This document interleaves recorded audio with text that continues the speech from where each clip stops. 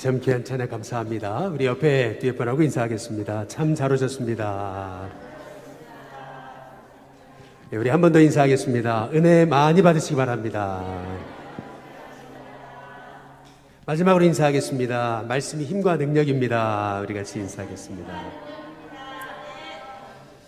저희가 대통령을 만나려면 어디로 가야 되죠? 네, 청와대를 가야 되죠. 훌륭한 예술 작품을 만나려면요, 저희가 미술 전시회를 이제 가봐야 되겠죠. 최고의 성악가를 만나려면, 일신교회. 맞네요. 그 말도 맞네. 우리 최고의 성악가, 우리 박수커 권사님 만나려면 일신교회로, 맞습니다. 우리가 예수님이 누구신지를 우리가 알려면은 그러면 우리가 무엇을 펼쳐야 되죠? 성경을 펼쳐야 예수님이 누구신지 알게 되는 것입니다. 많은 예수님에 관한 자료가 있지만 그런 자료보다도 우리가 성경을 펼쳐야 예수님이 누구신지 바로 알게 되는 거죠. 그래서 요한복음 5장 39절에 보시면은 이렇게 말씀하십니다. 너희가 성경에서 영생을 얻는 줄 생각하고 성경을 연구하거니와 이 성경이 곧 누구에 대해서요? 예수님에 대해서, 나에 대해서 증언하는 것이다. 곧 우리가 신앙생활 하는데도 예수님이 누구신지 이게 잘 알 수가 없다면은요, 그러면 실은 우리가 성경을 많이 펼치지 못한 겁니다. 실은 신앙생활 20년 30년 했는데도 예수님 누구신지 가물가물하다. 여러분 그렇다면 오늘부터라도 우리 바이블 하이킹 마태, 마가, 누가, 요한복음 여러분 펼쳐서 소리를 내서 읽으면서 예수님 말씀으로 나에게 오시옵소서 이제 이렇게 고백하는 마음으로 여러분이 말씀을 더 깊이 상고하셨으면 이제 좋겠습니다. 마이크 하울링이 조금 나는데 조금 봐주시면 좋을 것 같은데요. 우리가 지난주 말씀을 간단하게 이제 정리를 좀 해보게 되면은요, 때가 찼어요. 드디어 예수님이 마리아의 몸을 통해서 성령으로 잉태되셔서 이제 우리 가운데 사람의 모습으로 이제 오시잖아요. 예수님이 이 땅에 오셔야 되는데 오시기 위해서 예수님이 꼭 도구로 사용하셔야 됐던 가정이 필요하셨던 거죠. 바로 그 가정이 요셉과 마리아의 가정이었다고 말씀드렸습니다. 요셉과 마리아의 순종을 통해서 예수님이 오시게 된 것을 우리가 지난주 살펴봤는데요. 특별히 제가 지난주 함께 나눈 말씀 중에 이 요셉과 마리아는 우리가 생각할 때 30대 부부, 20대 부부가 아니고 10대 부부였음을 함께 나누었습니다. 당시에 여성은 12살 때부터 결혼할 수 있었고 남자는 14살부터 결혼을 할 수 있었습니다. 그렇다고 본다면 이 마리아와 요셉은 티네이저 부부였다 라고 하는 것을 이제 생각해 보면서 저는 여러분의 자녀가 이런 믿음의 자녀, 요셉과 같은 마리아와 같은 그런 자녀가 될 수 있기를 주님의 이름으로 축복합니다. 그리고 지난주 우리 한 가지 더 한번 살펴보면 예수님은 이 땅에 오셨을 때 모든 지혜와 지식을 갖추고 오신 게 아니고 예수님도 지혜와 지식이 자라나셨다고 이렇게 성경이 우리에게 분명히 이제 말씀하고 이제 있습니다. 이 말의 의미는 뭐냐면 하나님의 아들이신 예수님도 이 땅에 오셔서 하나님 말씀을 배우셨습니다. 만약에 그렇다면 우리도 하나님의 말씀을 배우는 것은 당연하겠죠?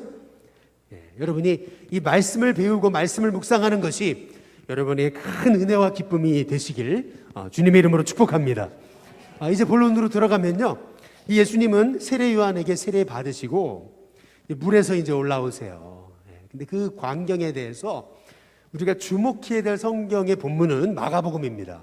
마가복음 10장 1장 10절과 12절에 보면은 이렇게 말씀합니다. 예수님이 세례 요한에게 세례 받으시고 물에서 올라오시는데 그 다음에 어떻게 돼요? 하늘이 갈라졌다고 이렇게 얘기를 해요. 하늘이 열렸다라고 하는 게 맞는 표현이죠. 하늘이 열린다 이러잖아요. 근데 하늘이 뭐라고요? 갈라졌다고 표현을 하고 있어요. 이 갈라졌다는 얘기는 헬라어로 스키제인이라는 말이에요. 스키제인이라는 말은 뭐냐면 찢어졌다는 얘기입니다. 찢어졌다. 아니 왜 하늘이 열렸다고 그러지 않고 찢어졌다고 말씀하실까요? 여러분이 이제 마가복음의 15장 38절로 딱 넘어가 보시면은 예수님 십자가에 죽으시고 성소의 휘장이 어떻게 돼요? 찢어지거든요. 예, 마찬가지로 예수님의 이 공생의 사역은 바로 하나님의 구원을 이루시는 사역이었음을 마가는 고백하고 있는 거예요. 그 한 단어가 뭐냐 하면 하늘이 찢어졌다. 예, 스키제인, 휘장이 찢어졌다.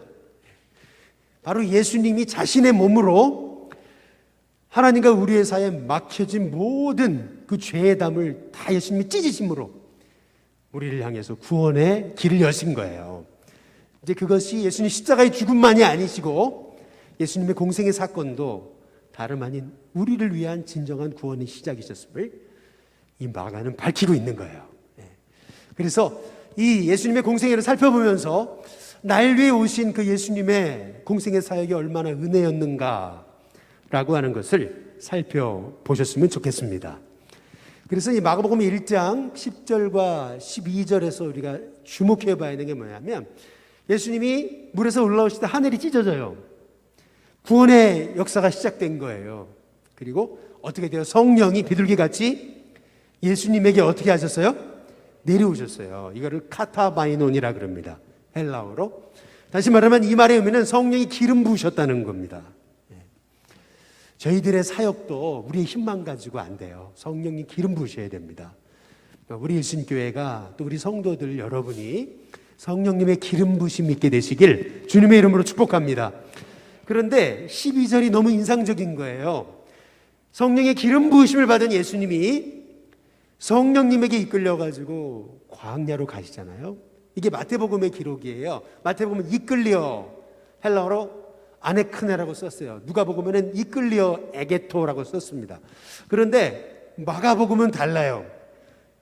성령이 예수님을 이끌어 가셨다가 아니고 뭐라 그래요? 몰아내셨다고 그래요. 몰아내셨다. 이 몰아내셨다는 말, 에크발레이라는 얘기는 내던졌다는 얘기입니다. 내던졌다. 예수님이요, 우리의 죄를 속하시기 위해서 광야로 내던지신 거예요. 내던져지신 거예요. 그게 에크발레이라는 뜻입니다. 어디서 많이 생각이 나는 말씀이죠. 어디서 생각이 나죠? 우리가 구약성경에서 함께 레위기를 공부할 때 아사셀 염소라고 혹시 기억이 나십니까? 온 이스라엘의 죄를 속하기 위해서 머리에 이스라엘의 죄를 짊어지고 그 아사셀 염소를요 광야에 내던지는 거예요. 그 아사셀 염소는 이스라엘의 모든 죄를 머리에 짊어지고 광야로 갑니다. 이것은 다름 아닌 예수님의 모습인 거예요. 바로 예수님이 우리의 죄를 짊어지시고 광야로 가신 거예요. 그거를 지금 마가는 에크발레이, 예수님이 광야로 내던져지셨다라고 표현해 놓고 있는 겁니다. 그래서 이 마가복음 1장 10절, 11절, 11절 아주 짧은 구절이지만 이 구절 안에 스키제인, 하늘이 찢어졌다. 그리고 카타바이논, 성령님이 기름 부으셨다.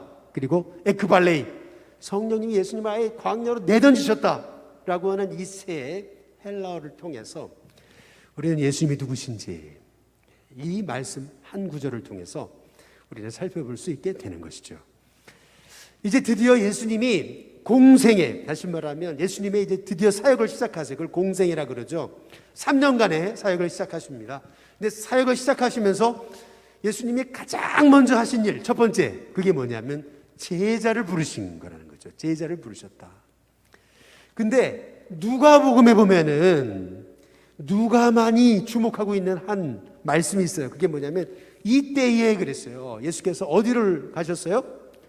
산으로 가신 거예요. 기도하러 산으로 가셨는데 여기 기도하러라고 하는 말은 동사입니다. 동사. 혹시 여러분 성경에 쓰실 수 있으면 써놓으세요. 동사. 기도하다 동사예요. 이때 예수님께서 기도하러 산으로 가셔가지고 밤을 새우시면서 누구를 뽑아야 됩니까? 예수님이 기도하셨어요. 그런데 하나님께 기도하시고라고 하는 말이 우리 한글 성경에는 기도하시고가 동사로 돼 있지만은 헬라어 성경에는 명사로 되어 있습니다. 명사. 혹시 써놓을 수 있으면 거기다 써놓으세요. 명사. 이게 무슨 말이냐면 예수께서 기도하러 산으로 가셨어요. 기도하시다 동사예요. 그러나 밤이 새도록 우리 한글 성경에는 하나님께 기도하셨다고 되어 있지만 원어 성경에는 하나님의 기도를 하셨다는 거예요. 하나님의 기도. 예, 이 명사형이에요. 하나님의 기도. 이게 무슨 말이냐면 예수님이 밤새워 기도하면서 하나님의 뜻이 어디 있는지 예수님이 물으셨다네요. 끊임없이 하나님의 기도를 하셨다. 그게 뭐죠? 나의 원대로 마옵시고 아버지 원대로 하옵소서. 기도하신 것처럼 그냥 내가 이런 사람 필요합니다 이게 아니고 하나님이 원하시는 사람 어떤 사람입니까? 기도하시면서 드디어 밝음에 12제자를 부르십니다. 이것이 의미하는 것은 뭐냐면은 우리도 일꾼을 세울 때 하나님이 원하시는 일꾼이 누굽니까? 그러니까 내 관점에서가 아니고 하나님의 기도를 해야 된다는 거죠. 하나님 원하시는 사람이 누굽니까? 그래서 예수님은 12제자를 택하신 거예요. 그렇다고 본다면요, 저와 여러분도 하나님 택하셨는데 우리를 택하셨다는 것이 얼마나 큰 은혜입니까? 그렇죠? 그래서 사도 바울은 에베소서 1장 4절에 언제 우리를 하나님 택하셨어요? 창세전부터 택하신 거다. 그냥 갑자기 생각나셔가지고 택하신 게 아니고 창세전부터 어머니가 나를 잉태하기 그 전부터 창세전부터 하나님 날 택하신 거다. 이렇게 사도 바울은 고백하고 있는 거잖아요. 여러분, 내가 택함 받았다는 것이 얼마나 큰 은혜인지, 나를 구원하신 은혜가 얼마나 큰 은혜인지, 여러분 그 은혜에 감사하며 감격하며 평생 믿음으로 그 은혜의 감격으로 승리하시는 우리 일신교회 성도님들 되셨으면 좋겠습니다. 그렇다면 우리 일신교회도 일꾼을 세울 때 얼마나 기도해야 되겠는가라고 하는 것을 예수님의 이 모습을 통해서 우리가 딱 캐치해야 되는 거거든요. 근데 예수님이 이제 제자들을 부르셔서 제자 훈련을 시키세요. 둘씩 짝을 지어서 나가서 전도하게도 시키시고 귀신을 내쫓는 권세도 주시고, 그러면서 예수님이 그들을 제자 훈련차 세상에 보내시면서 전도자로 보내시면서 예수님이 하신 아주 핵심적인 말씀이 있습니다. 제자가 가져야 될, 복음 전도자가 가져야 될 가장 기본기, 그것이 뭐냐면 마태복음 10장 8절입니다. 거기 보면 병든 자를 고치며 죽은 자를 살리며 나병한 자를 깨끗하게 하며 귀신을 쫓아내되, 그 다음 뭐라고 말씀하세요? 너희가 거저 받았으니 거저 줘라. 한번 따라해 보겠습니다. 거저 받았으니 거저 줘라. 여러분, 이것이 전도자의 마음의 자세입니다. 거저 받았어요. 무슨 말이에요? 내가 엄청나게 구원받을 만한 인물이기 때문에 구원받은 겁니까? 아니잖아요. 나를 구원하신 게 얼마나, 나같이 죄 많은 이 사람을 구원하신 게 얼마나 큰 은혜예요. 거저 받았잖아요. 거저. 예수님의 십자가의 보혈의 은혜로 내가 값없이 구원받았잖아요. 그렇죠? 그렇다면 거저 받았으니까 우리도 어떻게 해야 돼요? 거저주는. 늘 거저주는. 저는 우리 일신교회가 거저 받았으니 거저주는, 참 우리 일신교회가 나눌 것이 있고 또 나눔이 있는, 풍성한 나눔이 있는 그런 일신교회가 됐으면 좋겠습니다. 이게 제자의 기본기입니다. 거저 받았으니 거저 줘라. 이 세상은 어찌 보면 다 대가의 시대예요. 뭘 했으면 돈 달라고, 나 이만큼 했잖아요, 돈 달라고. 이게 세상이에요. 그러나 우리가 복음 전도자라면 내가 받은 은혜가 얼마나 커요. 그러니까 거저 받았으니 우리도 거저 주는 겁니다. 여러분, 이 마음이 저와 여러분의 마음이 될 수 있기를 주님의 이름으로 축복합니다. 근데 두 번째, 이제 제자를 부르셨어요. 그 다음에 예수님이 어떻게 하셨죠? 이제 가르치세요. 가르치시는데 그게 산상수훈의 말씀이죠. 산에서 가르친 말씀이다. 산상수훈이고요. 예수님이 산에서만 가르치셨겠습니까? 아니죠. 평지에서도 가르치셨어요. 그래서 그걸 평지설교라고 얘기하는 겁니다.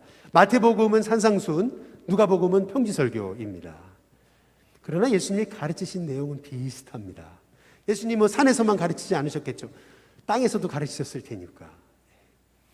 예수님이 그러면 가르치신 게 뭐냐? 제자들에게 가장 먼저 가르치신 것, 그것은 뭐냐 하면 복이란 뭐냐는 겁니다. 복이란. 세상은 복이란 만사형통입니다. 세상은 무조건 잘 되고 건강하고 유명해지고 이제 그게 복이라 그러죠.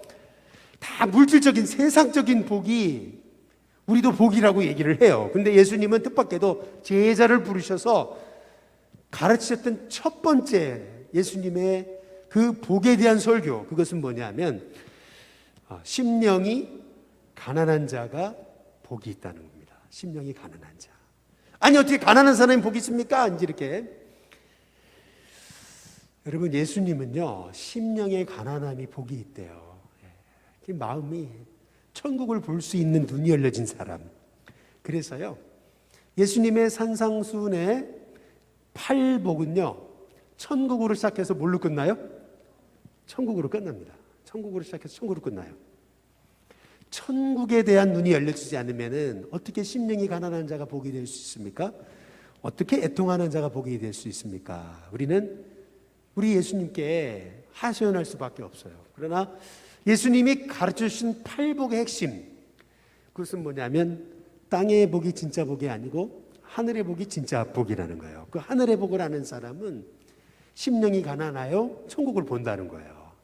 천국이 그의 것이라는 거죠. 그래서 애통하는 자가 복이 있다는 거예요. 왜? 위로를 받을 거니까. 온유한 자가 복을 받을 거래요. 왜요? 그가 땅을 기업으로 얻을 거니까. 한국 사람들이 제일 좋아하는 팔복이 뭔지 아세요? 세 번째 팔복이래요. 땅을 기업으로 받는다고.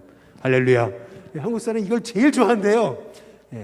그러나 우리 예수님께서 말씀하시는 개념은 그런 개념이 아니죠.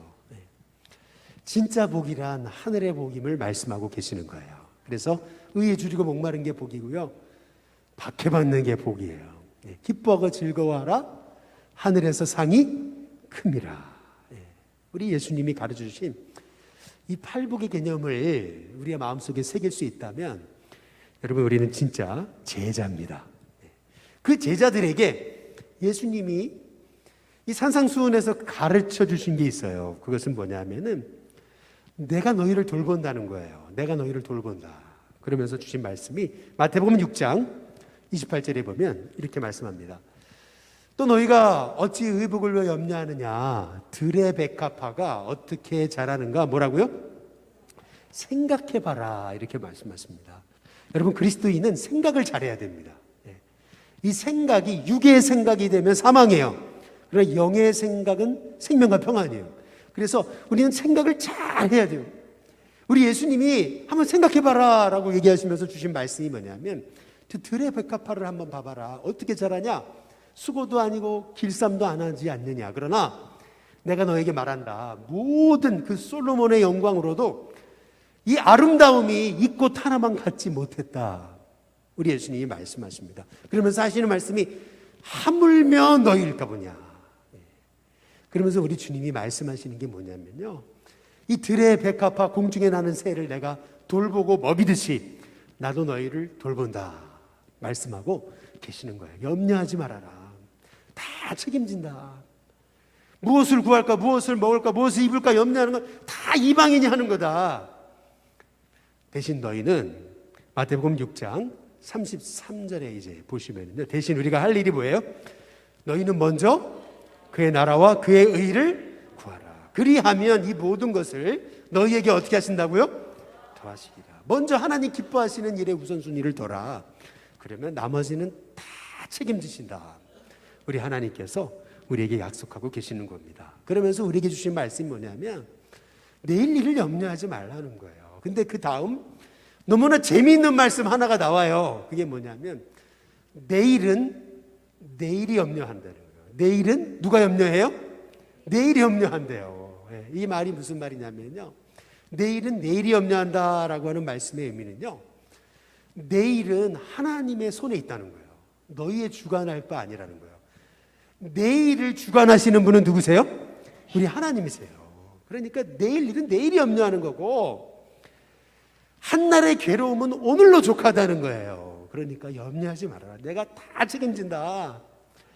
내일은 나의 소관이다. 내일은 내가 주관한다. 너희들의 내일 내가 돌본다. 우리 예수님께서 말씀하고 계세요. 내일은 누가 염려해요? 내일이 염려하는 거예요.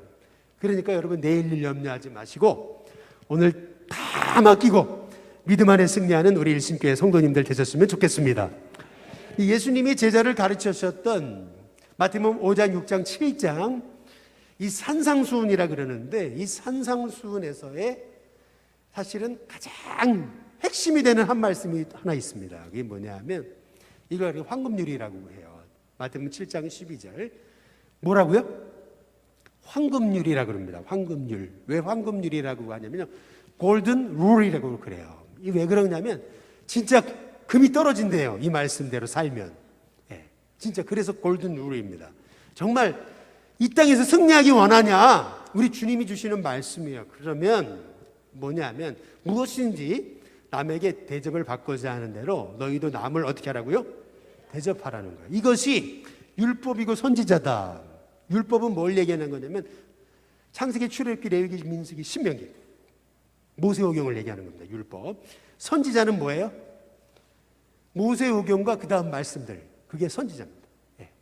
소선지서 시작해가지고 대선지서 쭉 나오잖아요. 예. 그게 다 사실은 지금 율법이요 선지자라고 얘기한 이유는 뭐냐면요, 이게 구약성경의 핵심이다. 이게 구약이다. 이게 하나님 말씀이다. 우리 예수님 말씀하신 거예요. 이게 무슨 말이냐면 쉽게 말하면 이런 겁니다. 너희들이 남에게 칭찬받고 싶으면은 먼저 남을 칭찬하라는 거예요. 예, 사랑받고 싶으면은 먼저 어떻게 하라고요? 먼저 사랑하라는 거예요. 이해받고 싶으면은 먼저 뭐 하라는 거예요? 이해하라는 거예요. 이게 예수님이 하신 골든 룰. 대접을 받고자 하는 자도 너희도 남을 대접해라. 여러분, 이 말씀에 대한 유명한 일화가 있잖아요. 이랜드에 박성수 회장이 자기 사업을 시작할 때 사훈으로 내건 게 이 마태복음 7장 12절입니다. 예, 그래가지고 이 말씀대로요, 내가 가만히 보니까 사람들이 싸고 맛있는 걸 원하는 거예요. 싸고 맛있는 거.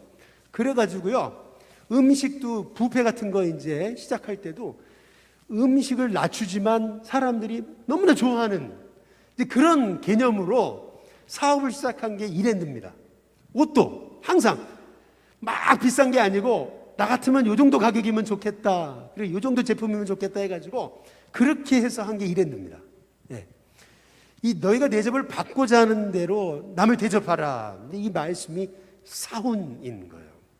다시 말하면 우리도 똑같죠. 일신교회에 많은 사람들이 막 몰려왔으면 좋겠어요. 그러면 어떻게 해야 돼요? 일신교회가 나가서 베풀어야 돼요. 사실은요. 네.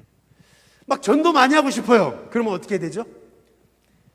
많이 베풀고 나눠야 돼요. 네.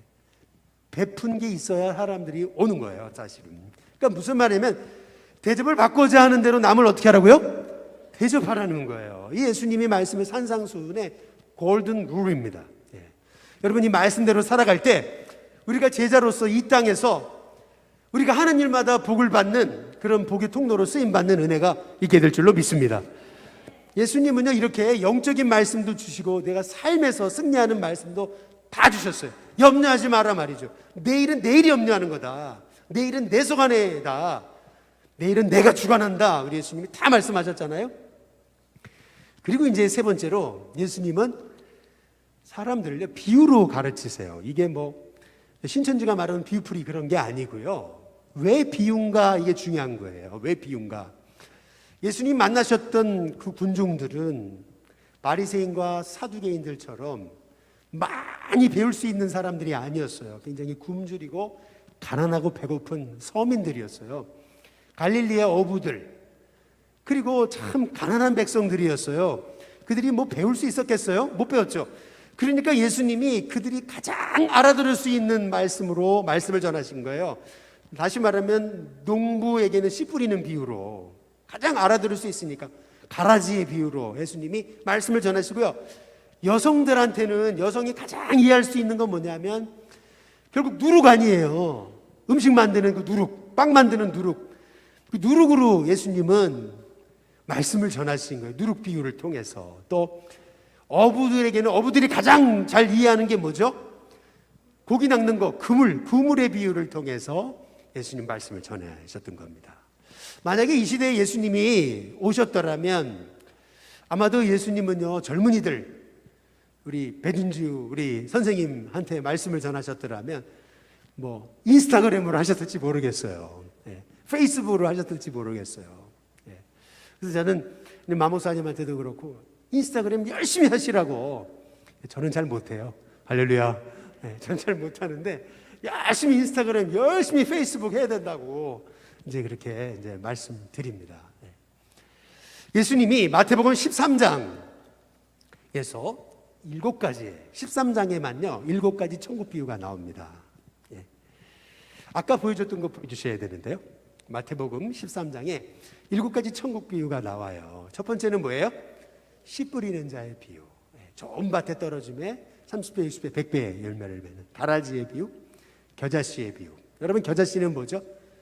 정말 작은 씨앗 아니에요. 근데 그 작은 씨앗이 땅에 심겨졌더니 엄청난 그런 나물이 돼서 수많은 새들이 와서 깃들이잖아요. 여러분, 이게 천국이라는 거예요.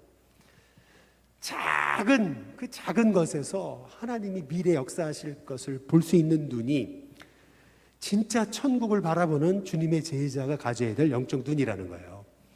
하나님은 우리 일신교회, 하나님이 작고 부족한 교회처럼 보여도 하나님이 우리 신교회를 통해서 정말 큰 일을 이루실 줄로 믿습니다. 그리고 감추인 보화의 비유를 드시거든요. 이게 뭐냐면, 이제 됐어요, 변호사님? 감추인 보화라는 게 뭐냐면 이런 겁니다.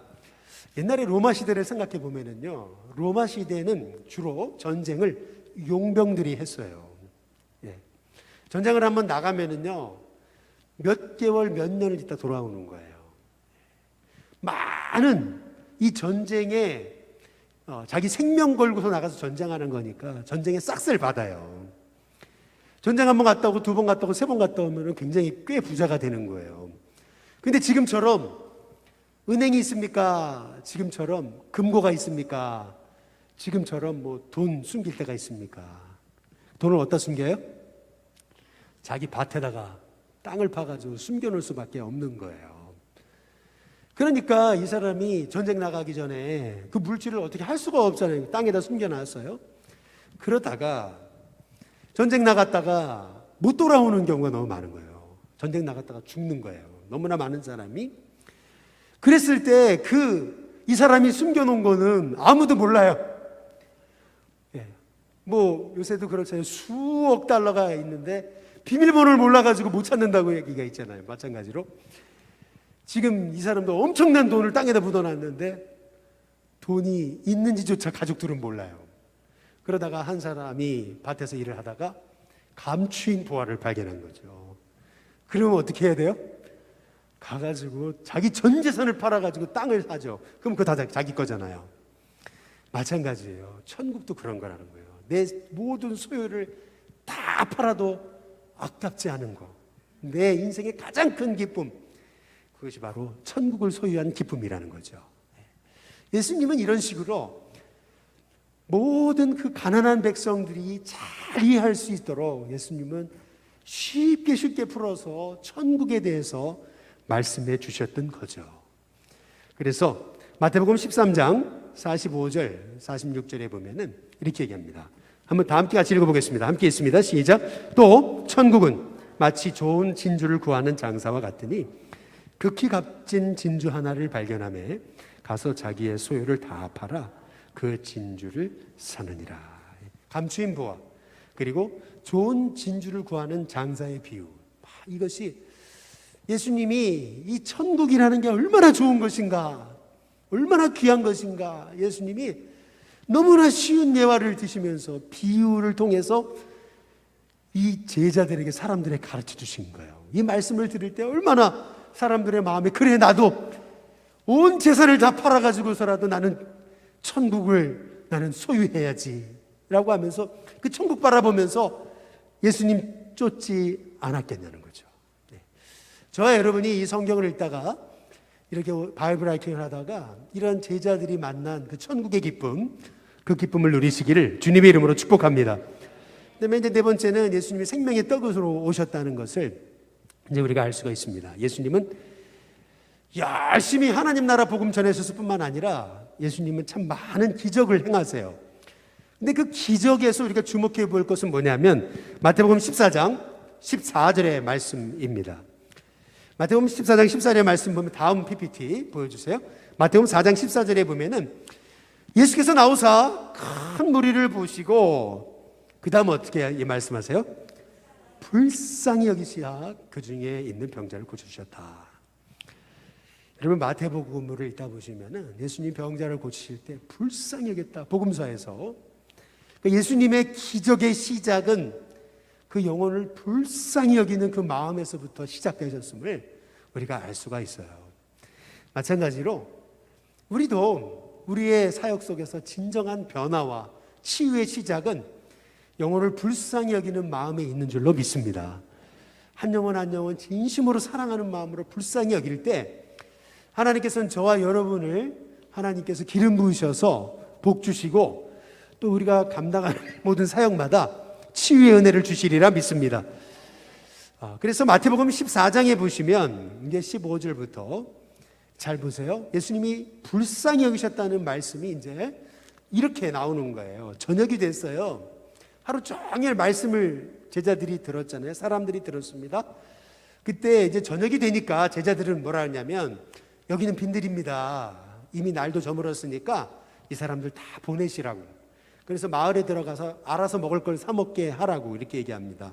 그랬더니 16절에 예수님 뭐라 하시냐면 이르시되 아니 갈 것 없다. 너희가 먹을 걸 줘라 이렇게 말씀하십니다. 그랬더니 마태복음 14장 17절에 보면 제자들이 뭐라 하냐면 제자들이 이르되 여기 우리에게 있는 것은 보리떡 5개 물고기 2마리 뿐인데요 이렇게 얘기한 겁니다. 그랬더니 19절에 보면 예수님이 그 보리떡 5개 물고기 2마리를 가지고 하늘을 우러러 축사하셨다. 축사하셨다는 말의 의미는 감사기도 하셨다는 얘기입니다. 감사기도를 하신다고요. 다음에 보리떡 5개 물고기 2마리를 가지고도 예수님은 감사하신 거예요. 그리고 나서 그 다음이 중요해요. 그게 뭐냐면 떡을 떼어서 잘 보세요. 보리떡 5개 물고기를 딱 드시고 감사기도를 하셨어요. 그러면 그 순간 막 그냥 보리떡이 막 10개가 되고 100개가 되고 1000개가 돼서 쫙 나눠주시고 이 물고기 2마리도 막 2마리에서 1000마리, 10,000마리 돼가지고 쫙 나눠주실 것 같은데 그렇게 하지 않고요. 잘 보세요. 하늘을 우러 축사하시고 떡을 떼어서 누구에게 주세요? 제자들에게 주세요. 그 제자들이 예수님이 주신 것을 제자들이 누구한테 나눠준 거예요? 우리한테 나눠준 거예요. 이 굉장히 중요한 말씀입니다. 얼마든지 예수님은 보리떡 5개 물고기를 2마리를 가지고 직접 다 떼어주시면서 먹일 수 있었는데 그렇게 하지 않고 제자들에게 주셔서 제자들이 먹이게 하십니다. 네. 이게 핵심이에요 사실은. 네. 우리 예수님은요 단순한 기적을 나타내시는 게 목적이 아니고요 이 기적을 통해서 제자들도 영혼을 불쌍히 여기는 마음을 갖기를 원하셨던 거예요. 니들이 먹여야 된다.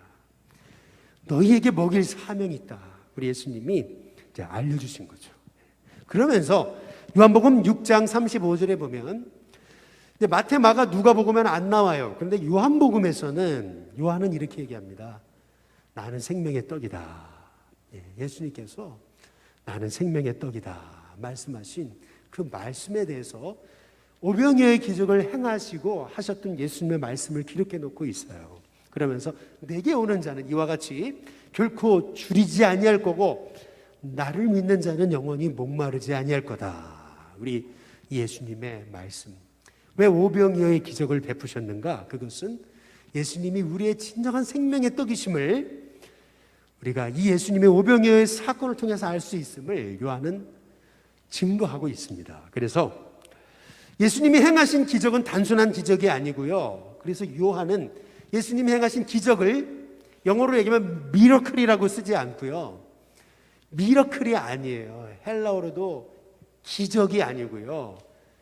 표적으로 바꿔놨어요. 세메이온 표적. 이게 뭐냐면 그것은 영어로 얘기하면 사인이에요. 사인.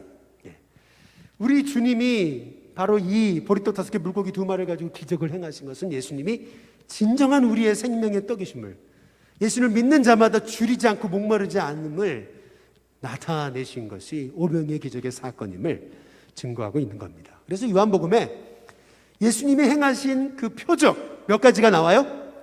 7가지가 나와요. 7가지를 잘 보시면 물을 포도주로 바꾸셔요. 그 7번째 기적을 보시면 죽은 나사로를 살리세요. 여러분, 그렇다면 예수님은 누구세요? 4대 성인이 아닙니다. 예수님은 하나님의 아들 그리스도가 되시는 거죠. 예. 참고적으로 여러분께 제가 주일날 설교 때 잠깐 말씀을 드렸지만은 한국에 들어온 불교는 정통 불교가 아닙니다.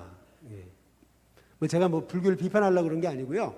여러분이 공부해 보시면 한국에 들어온 불교는 소위 우리식으로 얘기하면 통일교 같은 겁니다.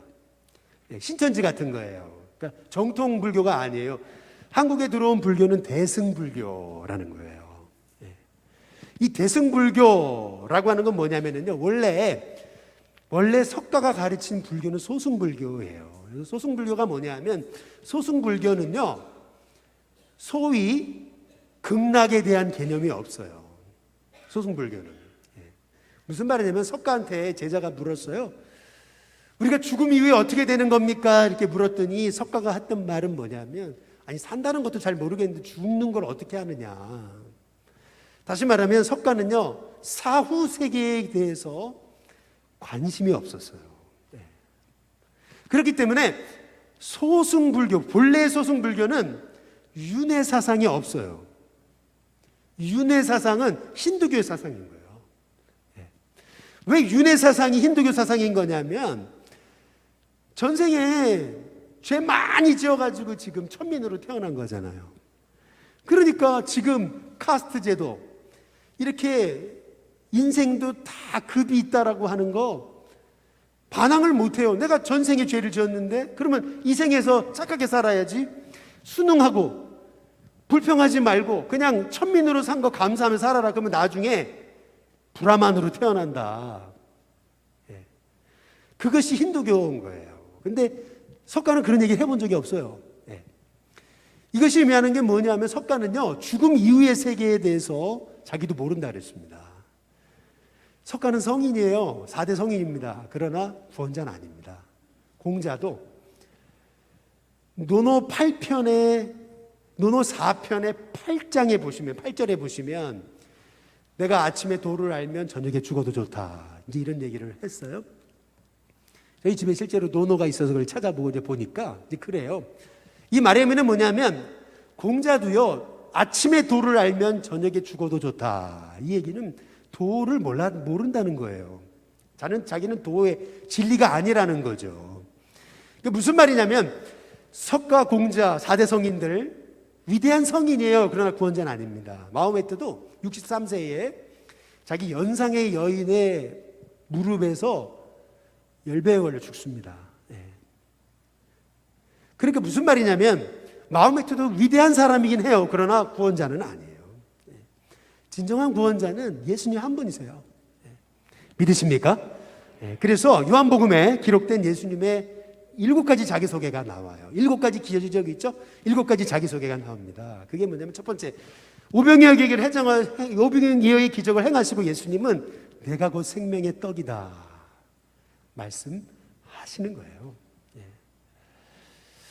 여러분, 예수님이 세상의 빛이라고 말씀해요. 예수님은 부활이요 생명이다. 죽은 나사로를 살리시고 내가 곧 부활이요 생명이니 나를 믿는 자는 죽어도 살겠고 살아서 나를 믿는 자는 영원히 죽지 아니하리니 내가 이걸 믿느냐? 예수님 물어보시잖아요.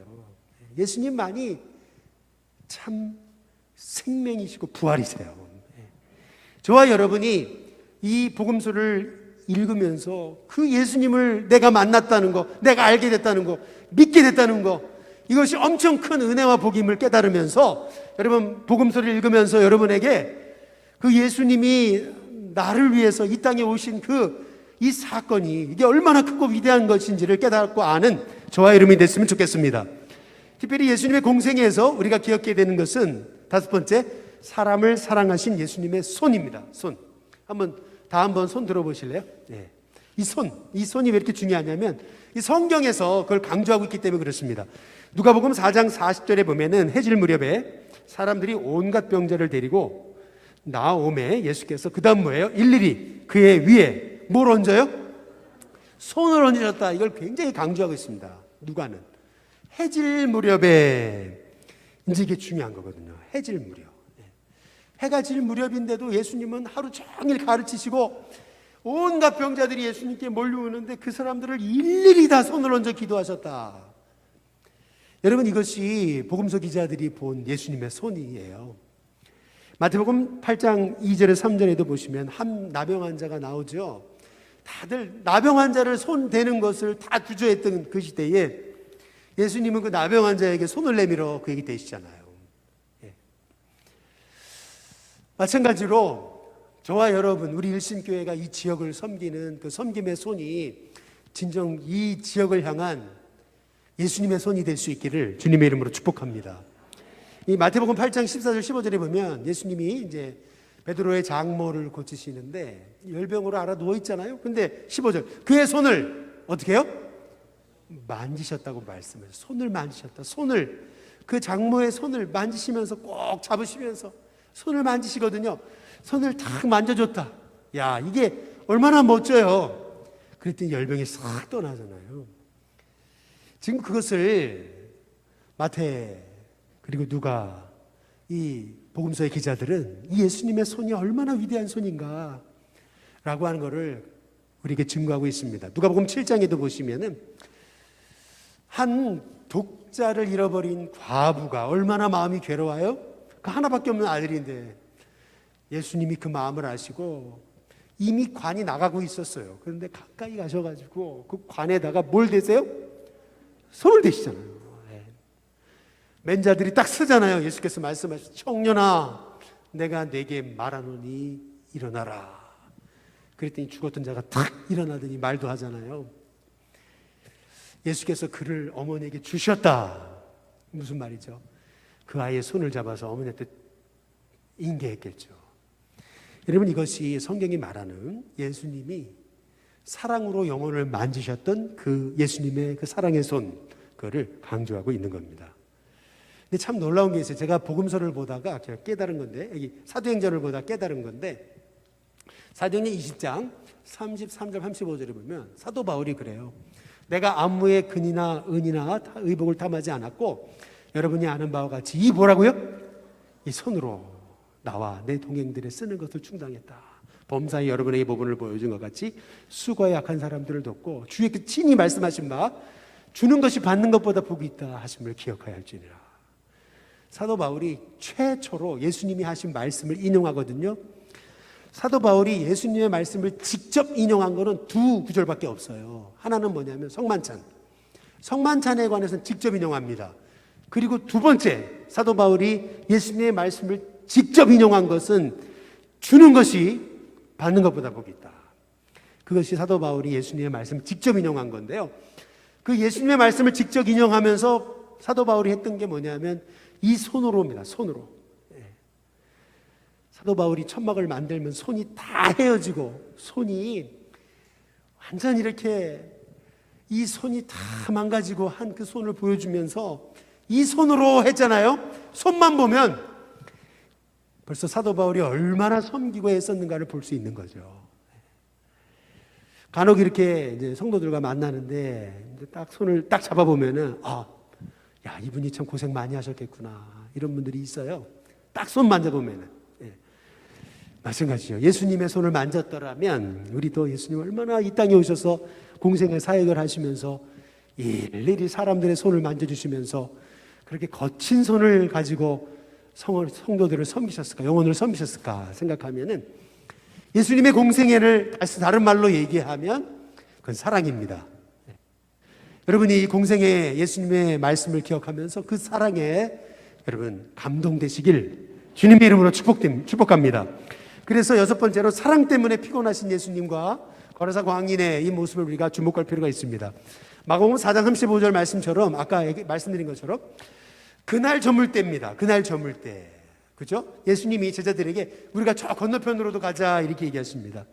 근데 누가복음에 보시면 똑같은 본문인데 8장에 23절에 보면 예수님이 딱 행선하셔서 배에 올라주셨어요. 얼마나 피곤하셨던지 예수님 잠이 드셨어요. 배에 오르시자마자 예수님이 잠이 드셨어요. 너무나 피곤하셨던 거죠. 왜? 영혼을 돌보시느라 일일이 만지시고 손을 얹어 기도해 주시느라고 피곤하셨죠. 우리도 얼마나 피곤하면요 그냥 딱 머리만 놓으면 자잖아요. 여러분도 잠을 잘 주무시는 축복이 있게 되시길 주님의 이름으로 축복합니다. 제가 그렇거든요. 딱 누우면 자요. 할렐루야. 네. 어떻게 자냐고 우리 아내가 그래요. 저는 3분도 자고요, 2분도 잡니다. 딱 누우면 2분도 자고 딱 일어납니다, 저는요. 네. 여러분, 그런 은혜가 있게 되시길 주님의 이름으로 축복합니다. 예수님도요, 딱 배에 오르셨는데 바로 주무셨잖아요. 얼마나 피곤하셨던지. 근데요, 광풍이 호수로 내리쳤습니다. 예, 이게 중요한 거예요. 광풍이 어디로요?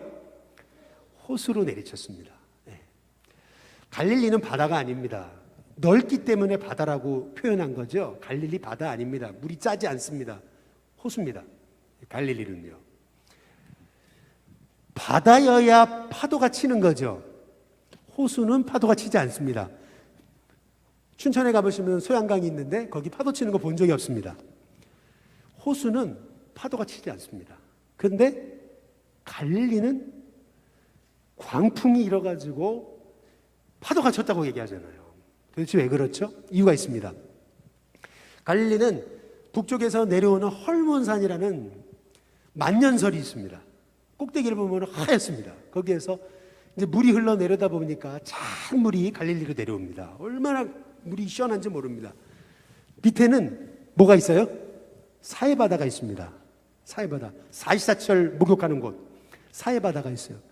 그러니까 위에서 찬 물이 내려오고 밑에는 따뜻한 공기가 올라옵니다. 그러다 보니까 아주 예외적으로, 그러나 이런 일이 상당히 있었던 거죠. 갈릴리에는 갑자기 따뜻한 바람과 찬바람이 맞부딪히면서 광풍이 옵니다. 찬바람과 따뜻한 바람이 딱 부딪히는데 그 순간 그때 배가 뒤집히는 거죠.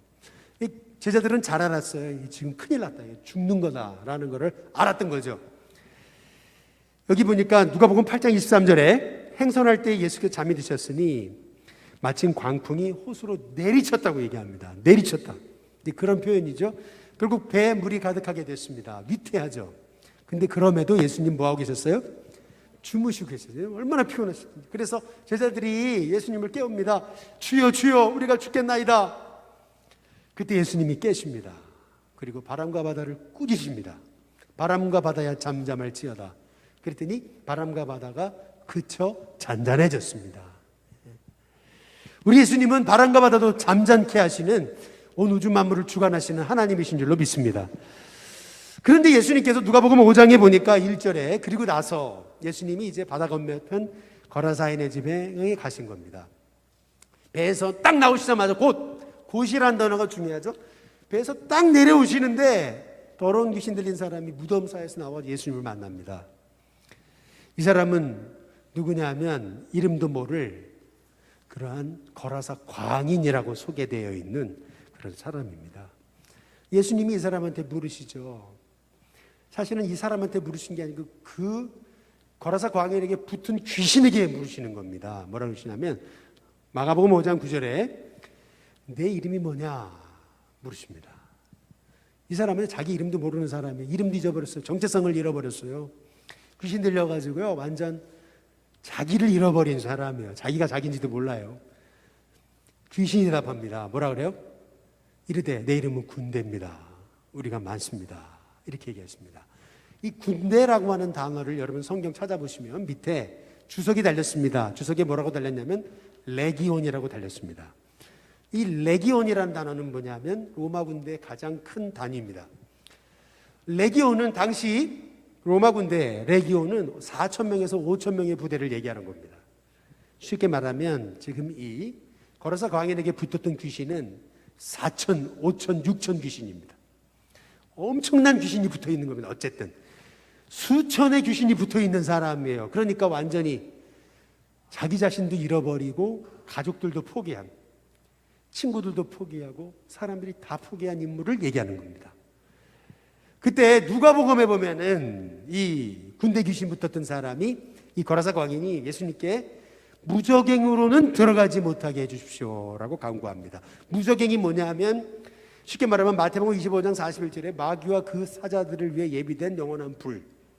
다시 말하면 우리 주님이 다시 오시는 날 마귀와 귀신은 다 무적행으로 다 지옥에 떨어지는 겁니다. 아직 우리 주님이 때가 아니시므로 무적행으로는 보내지 않으시고 예수님이 돼지 떼에게 들어가게 하시죠. 돼지가 몰살당합니다. 그리고 나서 이 사람이 어떻게 되냐면 너무나 정상인으로 돌아왔어요. 그때 이 사람이요 예수님께 간구합니다. 저도 예수님의 제자가 되게 해주십시오. 그런데 예수님 거절하십니다. 아니, 이런 사람 오히려 차라리 데리고 다니면서 이 사람 알지 않느냐, 너희들도 믿으라 하면 좋을 거를 예수님은 이 사람이 제자가 되겠다고 그러는데도 안 된다고 거절하세요. 대신 예수님이 하신 말씀이 있습니다. 마태복음 5장 18절 19절에 보면 예수께서 배에 오르실 때 귀신을 들던 이 사람이 함께 있기를 간구했지만 19절 허락지 아니하십니다. 그리고 그에게 말씀하십니다. 집으로 돌아가라. 집으로 돌아가라. 주께서 내게 어떻게 큰 일을 행하사 너를 불쌍히 여긴 것을 내 가족에게 말하라 라고 얘기하십니다. 여러분, 이게 예수님의 마음입니다. 예수님은요 한 사람의 인생이 다 깨졌잖아요. 망가졌잖아요. 나았잖아요. 그러면 예수님 따르는 게 좋을 것 같죠. 그러나 아니에요. 예수님은 가족에게 가라 이렇게 말씀하십니다. 그처럼 이 거라사 광인까지도 구원하셨을 뿐만 아니라 그 가족마저도 회복시키기를 원하셨던 이 예수님의 마음을 우리가 기억해 볼 필요가 있습니다. 제가 홍천에서 목회할 때 제가 한 가지 아주 중요한 인사이트 하나를 깨달은 게 있어요. 그게 뭐냐면은 제가 전도했던 청년이 알코올 중독자였는데 이 알코올 중독자 청년을 고치기 위해서 사발팡방으로 정신병원에 다니고 제가 있는 책이란 책은 다 봤습니다. 알코올 중독에 관한 책을. 근데 그때 제가 이거구나 라고 깨달은 게 있어요. 그게 뭐냐면 알코올 중독자가 한 가정에 있으면은요 그 가족들도 다 알코올 중독자인 거예요. 무슨 말이냐면 한 가족이 알코올 중독자면요 그러면 그 엄마 뭐 동생들은 술을 안 먹어요. 그럼에도 불구하고 그들도 알코올 중독자와 같은 생각을 가지고 있다는 거죠. 한 사람이 병들면은요 주변 가족도 다 영향받는 거예요. 그러니까 이 알코올 중독자를 치유하려면 그 가족을 다 치유해야 된다는 거예요. 이 사람만 알코올 못 먹게 그냥 그렇게 한다고 되는 게 아니라는 거예요. 그 가족 전체를 치유해야 된다라고 하는 것이 이것이 제가 알코올 중독 그 청년을 상대하면서 제가 배운 거예요. 마찬가지예요. 여러분 가정에도 힘들고 아픈 사람이 있으면은요 우리 모든 가족이 아파요. 그래서 우리 예수님은요 이 거라사 광인이 나았을 때 나 따라라 그러지 아니하시고 가족에게 돌아가라. 가족에게 알려라. 그 거라사 광인이 치유받고 가족에게 갔을 때 여러분 그 가족들이 얼마나 기뻤을까요? 그 가족이 얼마나 감사했을까요? 그렇죠? 이 거라사 광인, 이 귀신 들린 군대 귀신 들린 이 거라사 광인, 세상 사람 다 버린 사람조차도 고치시고 그 가족까지 살려주신 예수님을 생각할 때 우리는 이 말씀을 통해서 예수님이 이 땅에 오셔서 공생의 기간 행하신 그 삶이 얼마나 위대하셨는가 여러분 우리가 볼 수 있어야 됩니다. 그래서 마가복음 아까 15장 18절 19절 다시 보여주시면 아까 마가복음 5장 18절 19절 다시 보여주시면 그 밑에 이렇게 나와요. 참고 사도행전 16장 31절 주 예수를 믿으라 그래야면 너가 구원을 받으리랍니까? 아니죠. 주 예수를 믿으라 그러면 너와 그 다음 뭐예요? 내 집이 구원을 받는 겁니다. 반드시 여러분이 어떤 사람을 전도할 때 그분을 위해 기도할 뿐만 아니라 그 가족 전체를 위해 기도해 주셔야 돼요. 주 예수를 믿으면 그 한 분을 통해서 가족 전체가 구원받게 해달라고. 여러분 그것이 주님이 원하시는 삶입니다. 저는 우리 신교회 성도님들 여러분 한 사람 한 사람이 구원받음을 통해서 여러분 가족 전체가 구원받는 은혜가 있게 되시길 주님의 이름으로 축복합니다. 마지막 7번째로요. 예수님이 공생애 때 행하신 일이 너무 많지만 그걸 다 뽑으면 오늘 다 할 수가 없겠죠. 그래서 오늘 가장 마지막으로 여러분과 나누고 싶은 말씀은 선한 사마리아인의 비유입니다. 왜 선한 사마리아인의 비유를 제가 뽑은 거냐면 그것은 이 선한 사마리아인의 비유에서 우리가 주목해 볼 것 제일 먼저 첫 번째는 뭐냐면 예수님의 화법입니다. 화법. 이 무슨 말이냐면 잘 보세요. 예수님이 이 선한 사마리아인하고 선한 사마리아인의 비유를 드시면서 하셨던 말씀을 보면 장황하게 많이 말씀하신 게 아니고요, 핵심을 짚는 얘기를 하세요. 그런데 어떻게 하셨냐, 이 화법을 잘 봐야 돼요. 화법을요. 누가복음 10장 한번 25절을 보시면 이렇게 하면, 어떤 율법사가 예수를 뭐 하라고요?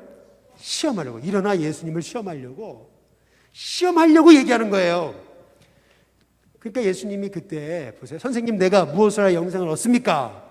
그랬더니요, 예수님이 나를 믿으라 이렇게 하신 게 아니고요, 예수님이 오히려 질문하세요. 그럼 율법에 뭐라고 기억되었고 네가 어떻게 읽고 있느냐, 너는 어떻게 해석하느냐, 오히려 물으세요. 질문하세요. 그러니까요, 이 율법 교사가 뭐라 그러냐면요, 이렇게 얘기합니다. 누가복음 10장 27절 28절에 보면 대답하여 이르되 내 마음을 다하여 목숨을 다하며 힘을 다하여 뜻을 다하여 주 너의 하나님을 사랑하고 또한 내 이웃을 내 자신같이 사랑하라 하였나이다, 이렇게 얘기합니다. 율법교사가. 그랬더니 예수님 말씀하시죠. 그래, 내 대답이 옳다. 이를 행하라. 그리하면 산다. 우리 예수님이 말씀하십니다. 예수님이 하셨던 말씀은 그래, 네 대답이 옳다. 그래. 그렇다면 이제 일을 행해라. 그러면 너는 산다. 이제 예수님 말씀하신 거죠. 근데 그 다음 또 대화를 잘 보세요. 누가복음 10장 29절 30절에 보면 그 사람이 자기를 어떻게 보이려고요? 옳게 보이려고. 근데 거들먹 피우면서 그래, 옳다. 그래, 그것을 행하라. 그러면 산다. 이렇게 얘기하시니까 우쭐해졌잖아요. 그러니까 자기를 옳게 보이려고, 더 옳게 보이려고 예수님께 이 질문을 하는 거예요. 그러면 내 이웃은 누굽니까? 이제 이렇게 묻는 거죠. 그때 예수님이 대답하십니다. 직접적인 대답을 하시는 게 아니고요, 간접적인 대답을 하시는데, 어떤 사람이라고 하면서 시작하셨던 말씀이 선한 사마리아인의 비유입니다. 어떤 사람이 예루살렘에서 여리고로 내려가다가 강도를 만나매, 이렇게 얘기하시는데요. 여러분, 이걸 배경을 좀 이해하셔야 돼요. 뭐냐면 저도 예루살렘에서 여리고로 내려가 본 적이 있습니다. 걸어서 내려가 본 적이 있는데 내리막길이에요. 예루살렘은 산 위에 있는 도시입니다. 그래서 엄청 높아요. 그러니까 예루살렘에서는 다 내려가야 됩니다. 여리고로 내려가는 거예요. 근데 내려가다 보면은 광야길을 걸어갑니다. 그러다 보니까 거기는 광야에서 강도들이 침몰하는 데입니다. 위험한 데입니다. 그러니까 당시 우리 예수님이 하셨던 말씀, 이 말씀은요, 이 율법 교사가 모르는 얘기가 아니에요. 아는 얘기예요. 딱 아는 얘기. 그가 바로 이해할 수 있는 얘기를 예수님 시작하신 거예요. 어떤 사람이 예루살렘에서 여리고로 내려가다가 강도를 만나매. 옳거니 내 그 얘기 알아요. 이제 이 사람이 자기와 그 강도와 이 여리고로 내려가는 어떤 사람의 이 모습을 동질화시키는 거거든요. 그랬더니 예수님이 그래요. 어떤 사람이 여리고로 내려가다가 강도를 만났는데 강도가 그 옷을 벗기고, 그 사람의 옷을 벗기고 때려서 거의 죽은 것을 버리고 갔다는 거예요. 거의 죽은 사람 버리고 갔다는 거예요. 이 사람의 감정을 느낄 수 있죠. 어찌 그럴 수 있지? 그런 나쁜 놈이. 이제 그러고 있어요. 그런데 그때 예수님 말씀하십니다. 누가복음 10장에 31절에 마침 한 제사장은 그 길로 내려가다가 그를 봤는데도 어떻게 돼요? 피하여 지나갑니다. 또 이와 같이 레위인도 그곳에 이르러서 그를 봤지만 피하여 지나갔더라는 겁니다. 근데 놀랍게도 누가복음 10장 33절에 이제 보시면은 어떤 사마리아 사람은 이렇게 얘기합니다. 사마리아 사람은 당시에 창기 정도로 여겼던 아주 인간 이하로 봤던 사람인데, 유대인들이 봤을 때 사마리아 사람은 인간이 아니에요. 그런데 그 사마리아 사람이 여행하는 중에 이르러 그를 보고, 아니 제사장도 그냥 지나가고 레위인도 그냥 지나갔는데 사마리아 사람은 그를 보고 불쌍히 여겼다 그랬죠. 이 불쌍히 여겼다, 여러분 지금까지 제가 설명드린 것처럼 불쌍히 여겼다, 누구의 마음이에요? 예수님의 마음이에요. 사실은 이 강도 만난 이 사람을 돌보시는 분은 예수님이신 거예요. 사실은요, 불쌍히 여겨 어떻게 했어요? 가까이 가셨죠. 가까이 가고 기름과 포도주를 그 상처에 붓고 싸매고 자기 짐승에 태워서 주막으로 데리고 와서 그를 돌봐줬다. 뿐만 아니라 35절에 이튿날이 됐어요. 그가 주막 주인에게 얘기합니다. 데나리온 둘. 데나리온은 한 노동자가 하루 일했을 때 버는 게 하나, 데나리온 하나거든요. 둘, 그러면 우리 시험은 데나리온 하나가 10만 원이라면 둘이면 20만 원이에요. 20만 원을 주면서 이 사람을 좀 돌봐 주십시오. 비용이 더 들면 제가 돌아왔을 때 다 갚겠습니다. 라고 이제 말하는 거죠. 여러분, 진짜 영혼을 섬김과 나눔에는요, 반드시 자기 옷값을 깨트리는, 자기 주머니를 여는 이 물질의 헌신이 필요한 거예요. 예수님이 이 선한 사마리아의 비유를 드시면서 하셨던 말씀, 이 땅에 강도 만난 자가 얼마나 많은가, 예수님이 그 말씀을 전하신 거거든요. 그러면서 누가복음 10장 36절, 37절에 보면은 내 생각에는 이 세 사람 중에 누가 강도 만난 자의 이웃이 되겠냐 이렇게 묻습니다. 항상 예수님은요 결정지을 때 질문하세요. 그러니까 37절에 그 사람 대답하죠. 자비를 베푼 자입니다. 선한 사마리아입니다 얘기 안 해요. 자비를 베푼 자입니다 이렇게 얘기합니다. 그랬더니 예수님 말씀하시죠. 그래, 가서 너도 이와 같이 하라 라고 말씀하십니다. 얼마나 예수님의 말씀이 바로 이 율법 교사의 마음에 얼마나 충격으로 다가왔을까요? 근데 마찬가지로 실은 우리가 선한 사마리아인의 비유를 보면서 이게 내게 향하시는 말씀이라고 우리가 볼 수 있어야 됩니다. 여러분, 이 땅에 강도 만난 자들이 얼마나 많습니까? 이 땅에요, 가정에, 직장에, 일터의 삶에서 생각지 못한 인생의 강도를 만난 사람이 얼마나 많아요? 이 땅에 우리가 돌봐주지 않으면 일어설 수 없는 영혼이 얼마나 많냐는 겁니다. 그 강도 만난 자에게 네가 정말 가서 자비를 베풀어야 된다. 너도 이와 같이 해라. 선한 사마리아인처럼 너도 이와 같이 해라. 그를 보고 불쌍히 여겨 가까이 가서 돌봐주고 기름과 포도주를 그에게 붓고, 그리고 싸매고 짐승에 태워서 주막에 데리고 와서 돌봐주고, 이튿날 주막 주인에게 20만 원을 주면서 이 사람 잘 돌봐달라고, 그런데 내가 지금 바빠서 어쩔 수 없으니까 다시 돌아오면 내가 혹시 비용이 더 들면 다 갚아줄 테니까 이 사람 돌봐달라고. 이게 무슨 말이에요? 얼마나 이 여리고로 내려가는 어떤 사람을 돌보기 위해서 참 그렇게 그 한 영혼, 그를 살리기 위해 애쓰고 수고했던 이 선한 사마리아인의 모습, 여러분 이 모습이 실은 우리의 모습이 되어야 된다고 우리 예수님이 말씀하고 계시는 것입니다. 실은 강도 만난 이 영혼을 위해 자기의 몸을 내어주신 분이 누구세요? 예수님이신 거예요. 예수님이 이 강도 만난 자의 진정한 이웃이 되셨음을 우리에게 말씀하고 계시는 겁니다. 사실은 오늘 선한 사마리아의 비유는 예수님 얘기를 하고 계시는 거예요. 이 선한 사마리아의 비유를 우리가 보면서 우리가 이 공생애에 우리를 위해 오신 예수님의 모습을 볼 수 있는 겁니다. 강도 만난 사람 쓰러져 있는데 다 피해 지나갔지만 예수님 불쌍히 계셨잖아요. 가까이 가셨잖아요. 돌봐주셨잖아요. 이 자기 짐승에 태웠잖아요. 말에 태워가지고. 그래서 주막으로 데리고 가셨잖아요. 돌봐주고 말이죠.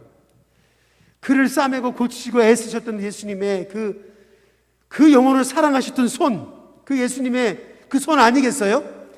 마찬가지로 저와 여러분이 예수님의 공생의 3년의 이 말씀을 읽으면서, 이야, 예수님이 이 땅에 오셔서 행하신 기적과 말씀과 예수님이 보여주신 모든 삶의 모습은 나를 향한 사랑이셨구나, 우리를 향한 사랑이셨구나 라고 하는 것을 깨닫고, 저와 여러분이 정말 예수님 생각하면 예수님이 뭐예요? 좋아요. 다시요. 예수님이 좋아요. 예수님 같은 분은 없다. 예수님 참 좋습니다.